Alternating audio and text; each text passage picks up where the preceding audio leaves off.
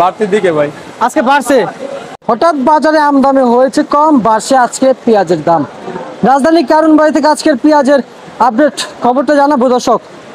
তো দর্শক সরাসরি কথা বলবো, এখানকার যে বিক্রেতা ভাই আছে ভাইয়ের সাথে কথা বলে জানিয়ে দিব আজকের বাজারে পেঁয়াজের দামটা কেমন যাচ্ছে এবং ইন্ডিয়ান এলসি পেঁয়াজের দামটা কেমন যাচ্ছে সেটা কিন্তু জানিয়ে দিব আপনাদের মাঝে। দর্শক সঙ্গে থাকেন, সরাসরি কথা বলবো এখানে দোকানদার ভাইয়ের সাথে। আসসালামু আলাইকুম। ওয়ালাইকুম আসসালাম। কেমন আছেন ভাই আলহামদুলিল্লাহ ভালো ভাই। পেঁয়াজের বাজার কি খবর, বাড়তির দিকে না কমতির দিকে আজকে ভাইজান? বাড়তির দিকে ভাই। আজকে বাড়ছে, বাজার বাড়লো কেন ভাইজান আজকে? আমদানি কম, রপ্তানি বেশি। আমদানি কম, আজকে আমদানি কম সেল বেশি। আচ্ছা আচ্ছা আচ্ছা, বুঝতে পারছি। এগুলো কোন জায়গায় পেঁয়াজ দাদা?